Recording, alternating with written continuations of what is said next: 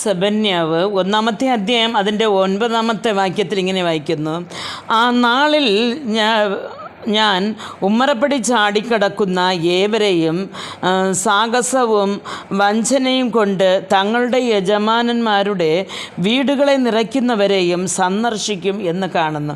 ദൈവമക്കൾ, ഉമ്മറപ്പടി ചാടിക്കടക്കുന്നവർ എന്ന് പറയുമ്പോൾ ദൈവസന്നിധിയിൽ വിട്ട് അവർ ഈ ലോകവുമായിട്ട് ജീവിച്ച് അന്യദൈവങ്ങളെ നാടിച്ചെല്ലുന്ന അല്ലെങ്കിൽ പ്രമുഖരമാരായ ആളുകളെ നാടിച്ചെല്ലുന്ന അങ്ങനെയുള്ളവരെക്കുറിച്ച് പറയണം. അപ്പോൾ തങ്ങളുടെ ജീവിതത്തെക്കുറിച്ച് നമുക്കൊരു സ്വർഗഭാഗ്യമുണ്ട്, അല്ലെങ്കിൽ ദൈവം നമ്മെ നടത്തും എന്നുള്ള ആ ഒരു ദൈവത്തിലുള്ള ഒരു ചിന്ത വിട്ടിട്ട് അപ്പോൾ യജമാനന്മാർക്ക് ലാഭമുണ്ടാക്കുവാനും കൊലയും കൊള്ളയും ചെയ്ത് എങ്ങനെയെങ്കിലും വസ്തുവകകളും സമ്പാദ്യങ്ങളും കൂട്ടി ചേർക്കുകയും അല്ലെങ്കിൽ അടുത്തവർക്ക് ചേർത്ത് കൊടുക്കുകയും ചെയ്യുന്നവരെ ദൈവം നശിപ്പിച്ച് കളയുമെന്ന് പറയുകയാണ്. പ്രിയ ദൈവം വൈതലേ, അപ്പോൾ ആ ഒരു സന്ദർശിക്കും എന്ന് പറയുമ്പോൾ അവരെ ദൈവം എന്ത് ചെയ്യും? ദൈവസന്നിധിയിൽ നിന്ന് വിലക്കി കളയും എന്നാണ്.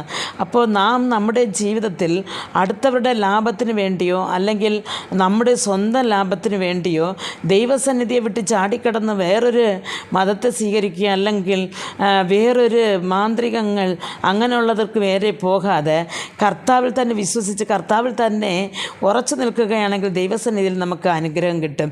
ഈ ലോകത്തിൽ നമുക്ക് കഷ്ടപ്പാടുകൾ ഉണ്ട് തന്നെ, അത് അല്പസമയത്തേക്ക് മാത്രമാണ്. അത് നമ്മെ വിട്ട് കടന്നു പോകും. അതിനുശേഷം നാം ദൈവസന്നിധിയിൽ ചെല്ലും. അവിടെ നമുക്ക് വിശ്രമമുണ്ടാകും. അവിടെ സന്തോഷവും ആനന്ദവും ഉല്ലാസവും ഉണ്ടാകും. അല്ലാതെ നാം ഈ ലോകത്തിൽ മാത്രം അല്പസമ്പാദ്യം കൂട്ടണമെന്ന് നാം ചാടിക്കടന്ന് പലതും ചെയ്തുകൊണ്ടിരിക്കുമ്പോൾ നമുക്ക് നഷ്ടപ്പെടുന്നത് ആ നിത്യ സൗഭാഗ്യങ്ങളാണ്. ആ ഒരു സന്തോഷം, ആ ഒരു സമാധാനം, ആ ഒരു കണ്ണുനീരില്ലാത്ത നാട്ടിൽ നമുക്ക് വാഴണമെങ്കിൽ നാം നമ്മെ തന്നെ ശോധന ചെയ്ത് ദൈവത്തിലേക്ക് തിരിഞ്ഞു വരേണ്ടിയിരിക്കുന്നു. അങ്ങനെ ഓരോരുത്തരും കർത്താവിലേക്ക് മടങ്ങി വന്ന് നല്ലവരായി ജീവിപ്പാൻ കർത്താവ് നമ്മെ ഓരോരുത്തരെയും അനുഗ്രഹിക്കട്ടെ എന്ന് പ്രാർത്ഥിക്കുന്നു. ആമേൻ.